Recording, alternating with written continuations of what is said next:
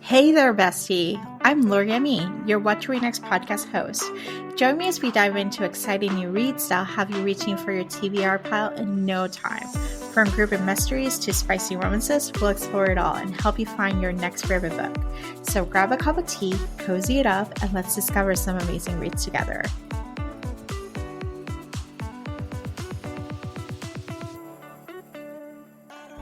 Hi, MK. Welcome to What to Read Next podcast. Hi, thank you so much for having me. So happy to have you here. Tell us a little bit about yourself. I am an author, a former marketer, also a mother of 2 young children.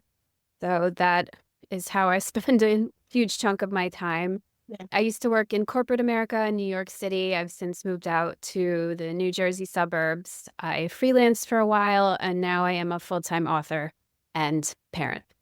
There we go. It's a fun goal.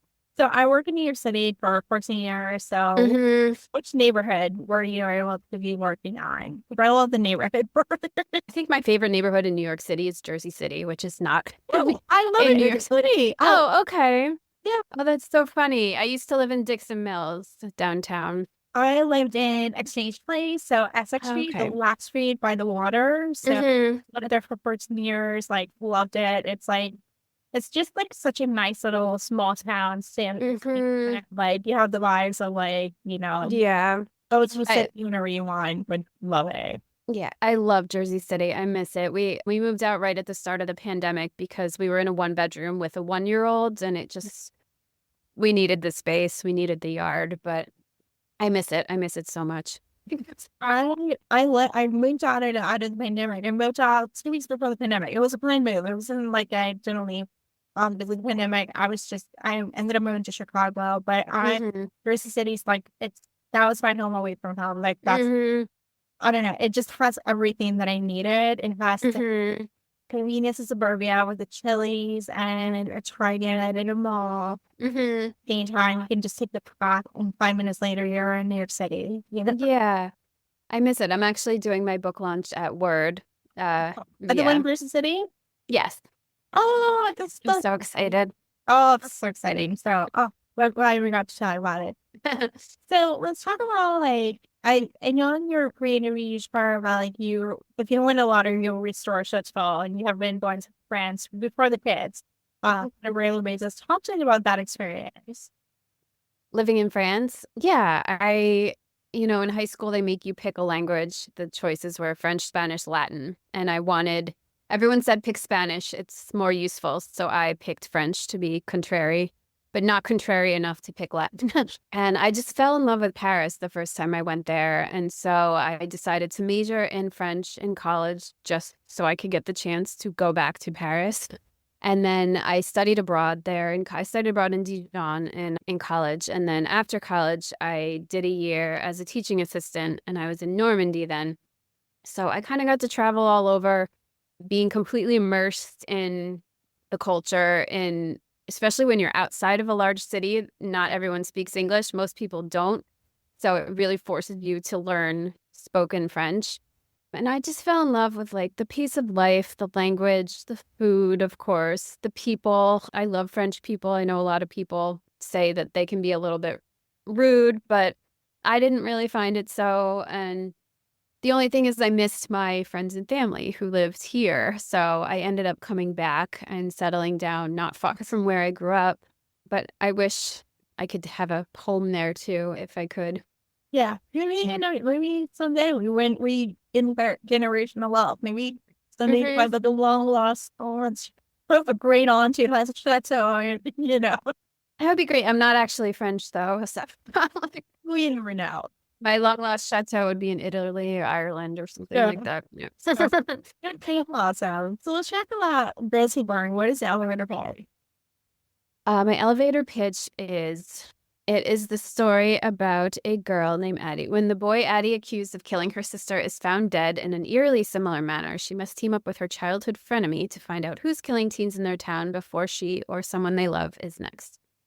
So it is a very atmospheric. It's very fun at the same time, very engaging, page turning thriller. Why? Thank you. Uh, Thank you. what do you enjoy about like writing for a young adult audience as opposed to like an adult audience thrillers? Because I know that there's a unique niche within the niche for the subgenre.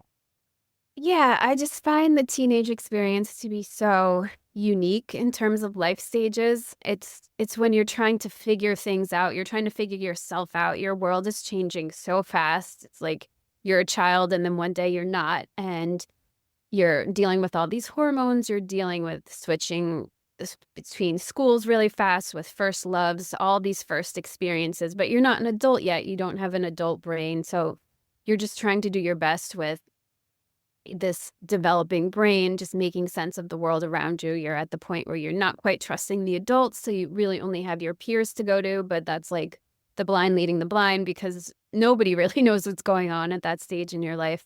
So I think it's where the most interesting things can happen because, yeah, first loves, first sexual experiences, possibly, possibly not, but just I think it's the most interesting protagonist brain to be in is a teenage one because you're also so prone to big emotions. Like when you're happy, you're really happy. When you're angry, you're really angry. And I think writing a world through that lens is just very interesting to me. Yeah, I love it as the thriller because again, the blind leading the blind. You know? Like, and they're more prone to make mistakes and more prone to have more conflict and more the stakes are higher in some ways. And hmm girl, the stakes are still high, like hmm the way. Maybe an adult get bright sides and get regularly, but in that mindset is a much more higher stake. And hmm I think it just brings that stake of like, this the story of like moving it forward. Um, Yeah. I think it gets you kind of like a sense of like, okay, where I am, what am I experiencing, or how do I go? How do I resolve this?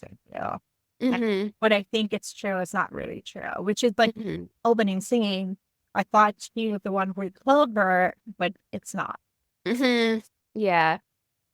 Yeah, I just think it's so interesting because I have written adults. I've like started trying to write an adult, and it's just adults tend to, not always, but often make very rational decisions, and that leads to less interesting outcomes. So it's I think it's harder to make it interesting, at least for me as a writer, than a teenage brain when you just kind of leap from one conclusion to the next. And Yeah.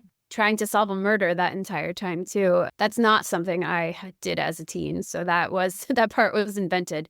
But I was very much tapping into like my own feelings as a teenager when Yeah. writing. Well, I think teenagers are they're perfect unreliable narrator Mm. because they're still trying to figure out like it's a no brain. Like they're trying to figure out who they are and they trying to like, but are you really reliable? Are you hmm like, where you are? Like you understand?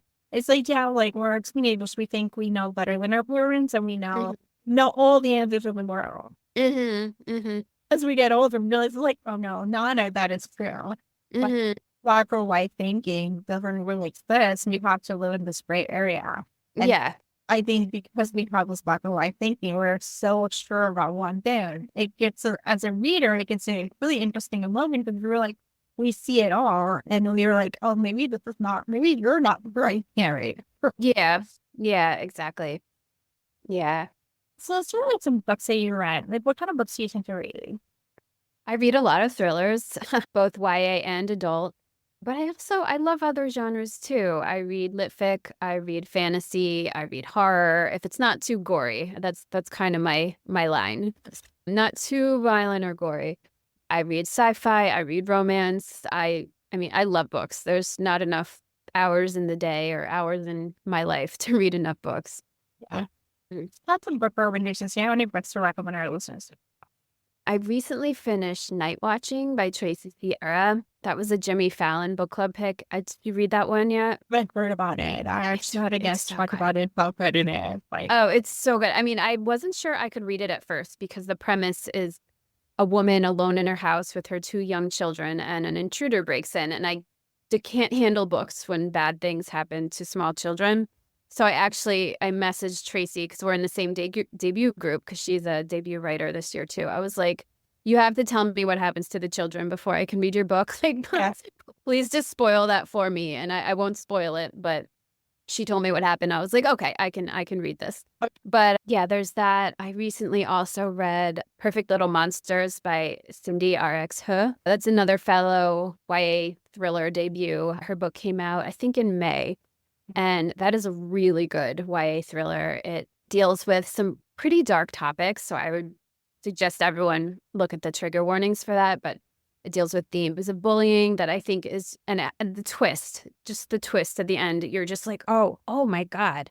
She is the master of the twist. What else have I read recently? The Husbands by Holly Gramazio. Did you read Well, that? I saw the audio. It's on my queue for listening to. So tell me why I should pick it up. It's so funny and so smart. I mean, it just like the premise is a woman who comes home drunk. There's a man in her house who claims to be her husband, and she notices that her apartment's decorated differently, and there's pictures of them on the wall, and she's like, huh.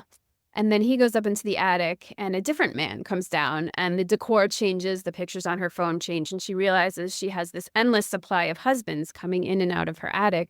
And it's just such a smart comment on kind of like modern day dating culture where the choices are kind of endless, but it's so funny. It's so funny. But while also being like, I hesitate to call it light because it's a really important book too, I think. Yeah. But yeah, I love that one. A perfect summer book too. Oh, I'm not in that one for my queue for next on audio. So Okay. Good. okay, well, let me find out why. MKPagano.com. And I'm on Twitter and TikTok and Instagram as well. Awesome. Thank you, MK, for being in the chat. Oh, thank you so much. Thanks for joining me on this episode of the What to Read Next podcast. If you enjoy our bookish conversations and want more recommendations, don't forget to subscribe so you never miss an episode. Also, head on over to the What to Read Next blog for a list of books mentioned in today's show. Happy reading!